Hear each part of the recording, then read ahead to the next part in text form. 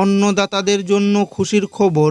PM কিষাণ প্রকল্পের ৩,০০০ টাকা দেওয়া নিয়ে এই মুহূর্তে বিরাট বড় ঘোষণা। পিএম কিষাণ প্রকল্পের মাধ্যমে প্রতি বছর ৬,০০০ টাকা করে দেওয়া হয় রাজ্যের কৃষকদের ব্যাংক অ্যাকাউন্টে। তবে এই ৬,০০০ টাকা ৩টি কিস্তির মাধ্যমে কৃষকদের ব্যাংক অ্যাকাউন্টে সরাসরি পাঠানো হয়। একটি কিস্তি ২,০০০ টাকা করে। অন্নদাতাদের জন্য এলো খুশির খবর।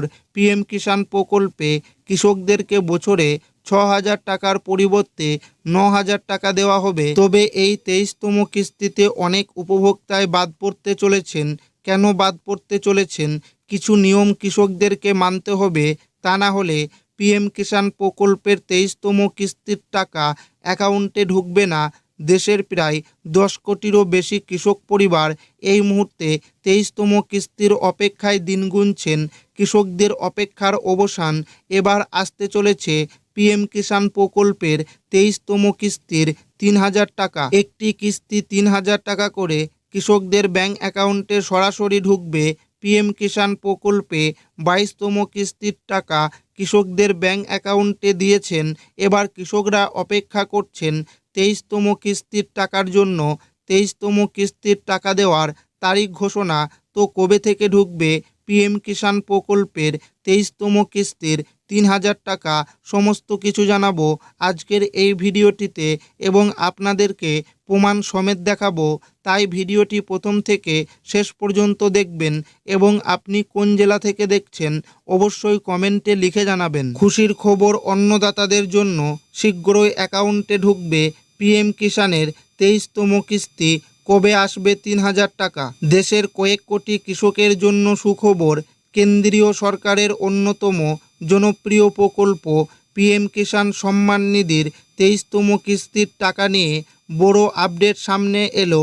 ২০২৬ সালের বিধানসভা নির্বাচন এবং কৃষি মরশুমের কথা মাথায় রেখে খুব শীঘ্রই উপভোক্তাদের ব্যাংক অ্যাকাউন্টে এই কিস্তির টাকা সরাসরি ট্রান্সফার করতে পারে মোদি সরকার। টাকা পাওয়ার আগে এই কাজটি কি করেছেন? টাকা ঢোকার ক্ষেত্রে কোনো বাধা যাতে না আসে তার জন্য কৃষকদের দুটি বিষয় নিশ্চিত করতে বলেছে সরকার। ১ নাম্বার, ইকেওয়াইসি। যেসব কৃষকের এখনও ইকেওয়াইসি করা হয়নি তাদের অ্যাকাউন্টে টাকা ঢুকবে না। পিএম কিষাণের পোর্টাল থেকে বা সিএসসি সেন্টারে গিয়ে এটি দ্রুত সেরে ফেলুন। ২ নাম্বার, আধার লিঙ্ক। আপনার ব্যাংক অ্যাকাউন্টের সঙ্গে আধার নাম্বার লিঙ্ক থাকা বাধ্যতামূলক। কিভাবে চেক করবেন স্ট্যাটাস? ১ নাম্বার, প্রথমে pmkishan.gov.in পোর্টালে যান। ২ নাম্বার, নাও ইওর স্ট্যাটাস বিকল্পে ক্লিক করুন। ৩ নাম্বার, আপনার রেজিস্ট্রেশন নাম্বার এবং ক্যাপচার কোড দিয়ে লগ ইন করলেই জানতে পারবেন আপনার নাম পরবর্তী কিস্তির তালিকায় আছে কিনা। কারা পাবেন না এই টাকা? কেন্দ্রীয় নির্দেশিকা অনুযায়ী যারা আয়কর দেন কিংবা সরকারি পেনশনভোগী, মাসে ১০,০০০ টাকার বেশি, তারা এই প্রকল্পের সুবিধা পাবেন না।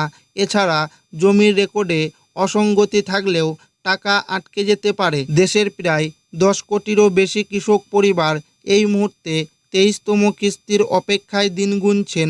সরকারের এই আর্থিক সহায়তা চাষের কাজে ক্ষুদ্র ও প্রান্তিক চাষিদের বড় ভরসা যোগাবে বলেই মনে করা হচ্ছে। কবে আসতে পারে টাকা?